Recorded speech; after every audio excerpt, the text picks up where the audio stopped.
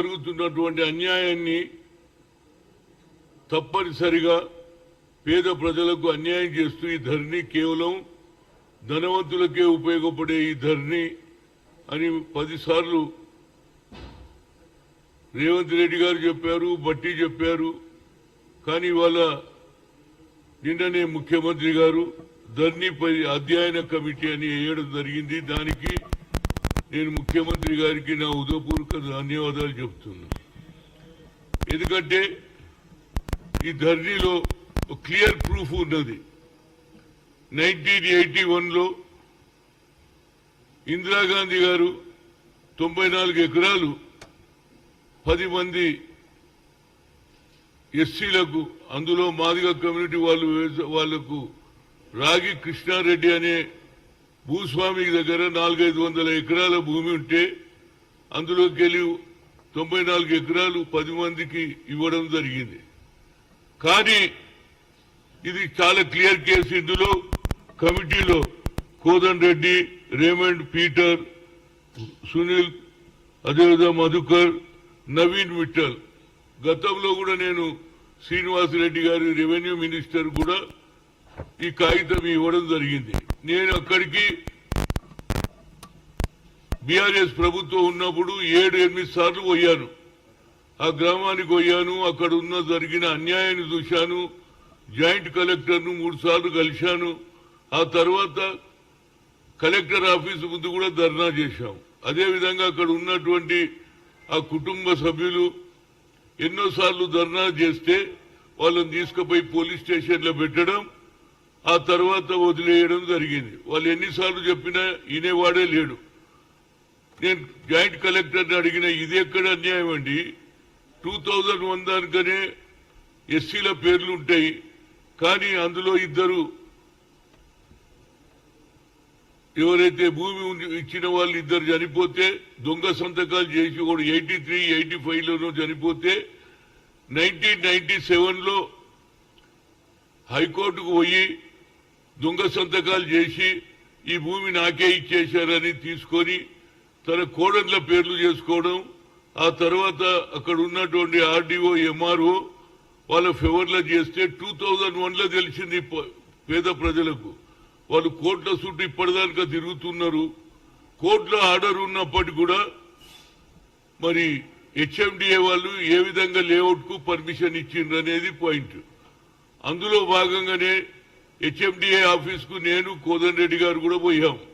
అయ్యా కాగితాలు ఇవ్వండి, ఎందుకు ఇచ్చిండ్రు మీరు, ఏ పర్పస్ కి ఇచ్చిండ్రు, ఎందువల్ల ఇచ్చిండ్రు, కోర్టులో ఆర్డర్ ఉన్నా గానీ అన్నా మాకు ఆ కాగితాలు ఇవ్వలే. ఫైనల్ గా ఆ శ్రీనివాస కుటుంబ సభ్యుడు రైట్ టు ఇన్ఫర్మేషన్ పోతే వాళ్ళు కూడా కలెక్టర్ జాయింట్ ఎంఆర్ఓ చేస్తే ఎంఆర్ఓ కూడా అతనికి ఆధిపత్యంలో లేకుండా ఆయన కూడా ఫేవర్లో ఇచ్చారు. ఇది చాలా క్లియర్ కేసు అండి.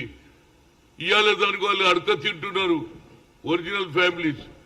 రాగి కృష్ణారెడ్డి ఎంత తెలివిగా అంటే కోడన్ల పేరు, తన 2 కొడుకులు ఉంటే కోడన్ల పేరు చేశారు. కాబట్టి నేను శ్రీనివాసరెడ్డికి ఇచ్చిన ఈ 5గురు కూడా సీఎం కు రాసినటువంటి లెటరు వాళ్ళకు కూడా ఏదొస్తున్నా, రైట్ టు ఇన్ఫర్మేషన్ ఇచ్చినాక కూడా వాళ్ళు సరి అయిన రిపోర్ట్ ఇవ్వకుండా దానికి పర్మిషన్ ఇచ్చిన. మొదలు హెచ్ఎండిఏ వాళ్ళు లేఅవుట్ ఆపడానికి ప్రయత్నం చేయాలి, లేకపోతే పేదోళ్లకు అన్యాయం జరుగుతుంది. అందుగురించే రాహుల్ గాంధీ గారు కూడా ఖమ్మం బహిరంగ సభలో చెప్పిండు చాలా క్లియర్ గా, ఇగో ఈ లెటర్ రేవంత్ రెడ్డికి ఇచ్చినటువంటి లెటరు ఈ 5గురికి పంపిస్తా, దీన్ని ఇమీడియట్ గా, ఇది ఫస్ట్ కేసు, ఇలాంటివి ఎన్నో ఉన్నాయి. ఈ ధరణి పేరు మీద ధనవంతులకు లాభం చేస్తున్న ఒరిజినల్ ఎవరైతే ఓనర్స్ కు నోట్లో మట్టి కొట్టారు కాబట్టి ధరణిని ఎత్తేయాలి. ఆ 10 మంది పేదలకు ఆ భూములు ఇచ్చిన రోజే వాళ్ళందరూ వస్తున్నారు. ఇప్పటికీ ఏది పాపం కీసరకెళ్ళి వస్తున్నారు, ఆ శ్రీనివాస్ అనేతను కూడా వస్తున్నాడు. ఏ విధంగా అన్యాయం చేసిండ్రు అనేది క్లియర్ గా కేసు ఇది. అంటే అక్కడ వాల్యూ పెరిగిపోయింది. ఒక్కొక్క ఎకరం 5 కోట్లకు అమ్ముతున్నారు. అంటే ఇది ఆల్మోస్ట్ ఆల్ ఈ 500 కోట్ల స్కామ్. ఈ స్కామ్ లో ఎవరెవరు ఉన్నారు, ఆర్డీఓ, ఎంఆర్ఓ వాళ్ళందరినీ కూడా సస్పెండ్ చేయాలి. ఏ విధంగా ఇస్తారు? కోర్టుల కేసు ఉన్నప్పుడు కోర్టు స్టేటస్ కో మెయింటైన్ చేయమంటే వీళ్ళు మొదలే పర్మిషన్ ఇచ్చేశారు. దీని మీద నేను తప్పనిసరిగా ఇది ఫస్ట్ కేసు. ఇలాంటి కేసు నేను అనుకుంటా ఎక్కడ జరగలే. అందులో ఇందిరాగాంధీ ఇచ్చిన భూములు కూడా మళ్ళా దొరలకే పోయిందంటే మరి ఇందిరాగాంధీ ఏ ఉద్దేశం చేసింది? పేద ప్రజలకు న్యాయం చేయాలి, బడుగు బలహీన వర్గాలకు చేయాలంటే అది కూడా మరి దొరల చేతికే పోయింది. కాబట్టి ఇది క్లియర్ కేసు. ధరణిలో ఇది ఫస్ట్ కేసు. దీన్ని తప్పనిసరిగా ఈ 5 మంది కమిటీ మెంబర్స్ కు నేను అందరికీ లెటర్ రాస్తున్నా. వాళ్ళు తప్పనిసరిగా దీనికి న్యాయం చేసి మళ్ళా ఆ పేదోళ్లకు హరిజనులకే భూమి ఇచ్చిన రోజే నిజమైన ధరణి తీసేసినట్టయితుంది. కానీ తప్పనిసరిగా ఇలాంటి కేసులు ఎన్ని ఉన్నాయో ఇదైతే ఫస్ట్ కేసు. ఇందిరాగాంధీ ఇచ్చినటువంటి భూములు రాహుల్ గాంధీ చెప్పాడు, ఇందిరాగాంధీ ఇచ్చిన భూములు కూడా ధరణి పేరు మీద తీసేసుకుని దీన్ని తప్పనిసరిగా ధరణిని క్యాన్సల్ చేయాలి. మన కొత్తగా ఎవరైతే ఒరిజినల్ గా పేద ప్రజలకు ఉన్నటువంటి పట్టు ఏది గతంలో వాళ్ళ తాత ముత్తాతల భూములు ఉన్నాయి కూడా అదేవిధంగా అసైన్డ్ భూములు కూడా తీసేసుకున్నారు. కనుక దీని మీద తప్పనిసరిగా దర్యాప్తు చేయాలి. ఆ హరిజనులకు ఇవాళ అడక తింటున్నారు, వాళ్ళు షెడ్లలో వండుకుంటున్నారు. నేను పోయి చూసిన 7 సార్లు 8 సార్లు పోయా. అయినా కానీ ప్రభుత్వం పట్టించుకోకుండా ధనవంతులకే లాభం చేస్తుంది. కాబట్టి ఈ ధరని తీసేసి మళ్ళా పేద ప్రజలకు న్యాయం జరిగినాడే నిజమైన ఇందిరాగాంధీ ఇచ్చినటువంటి పేద ప్రజలకు న్యాయం జరుగుతుంది అనేది నా ఉద్దేశం. ఏదైనా ముఖ్యమంత్రి గారు చొరవ తీసుకొని ఇమీడియట్ గా ఒక కమిటీ వేశారు. ఈ కమిటీలో తప్పనిసరిగా న్యాయం జరగాలి. మొదలు హెచ్ఎండిఏ వాళ్ళు దాని లేఅవుట్ క్యాన్సల్ చేయాలి. లేకపోతే నేను ఏది హెచ్ఎండి ఆఫీస్ దగ్గర ఒక వారం 10 రోజుల తర్వాత దీనికి ఏదైనా సరి అయిన జవాబు రాకపోతే హెచ్ఎండిఏ ఆఫీస్ దగ్గర ధర్నా చేస్తా. జనానికి తెలవాలి పేద ప్రజలకు ఏ విధంగా అన్యాయం జరుగుతుంది. గత బీఆర్ఎస్ ప్రభుత్వం గొప్పలు చెప్పుకుంటుంది. ఎంత అన్యాయం చేసిందంటే ఇది ధరణి అని కేవలం కోటీశ్వర్లకే లాభమయ్యే ధరణిని దీన్ని ఎత్తేసేయాలి. దీన్ని క్యాన్సల్ చేసి కొత్త విధానం తీసుకొచ్చి రియల్ ఎవరైతే వాళ్ళు తాత ముత్తాతల నుంచి ఉన్నటువంటి భూములు అసైన్ భూములు కూడా దాన్ని తప్పనిసరిగా పేద వాళ్ళకు ఇచ్చిన రోజే నిజమైన ఇందిరమ్మ రాజ్యం వస్తుంది. ఎందుకంటే రేవంత్ రెడ్డి గారు ఇందిరమ్మ రాజ్యం రావాలని అభయహస్తం అనే కార్యక్రమం పెట్టాడు. అందులో ఇది కూడా భాగమే. ఈ ధరణిని ఎత్తేసేయాలి. ఆ కీసర దాయర్లో ఉన్నటువంటి పేదవాళ్లకు తప్పనిసరిగా వాళ్ళకు అందిన రోజే ఇలా అడక తింటున్నారు, వారికి న్యాయం చేయాలని కోరుతున్నా. తప్పనిసరిగా ఈ 5 మెంబర్లు కూడా క్షుణ్ణంగా కోర్టుల కేసు నడుస్తున్నప్పుడు హెచ్ఎండిఏ వాళ్ళు లేఅవుట్ ఎట్లా పర్మిషన్ ఇచ్చిండ్రు అనేదే పాయింట్.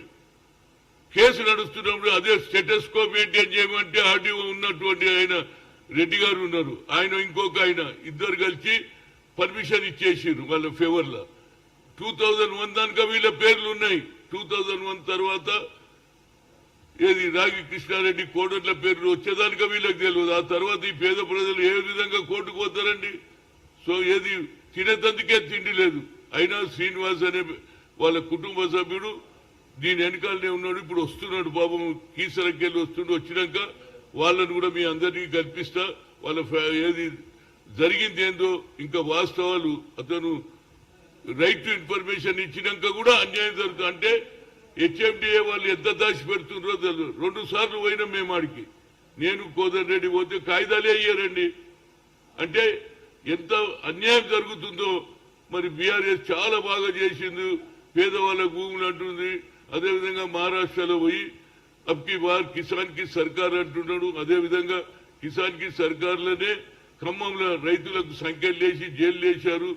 అదేవిధంగా టీఆర్ రోడ్లో కూడా మరి రైతులకు సంఖ్యలు వేశారు. ఇది రైతుల వ్యతిరేక ప్రభుత్వం, పేదవాని నోట్లే మట్టే ప్రభుత్వం బీఆర్ఎస్. దీన్ని చక్కదిద్దే బాధ్యత మా రేవంత్ రెడ్డి మీద ఉంది. రేవంత్ రెడ్డి గారు ఏదైనా ఈ కమిటీ వేసినందుకు నా హృదయపూర్వక ధన్యవాదాలు.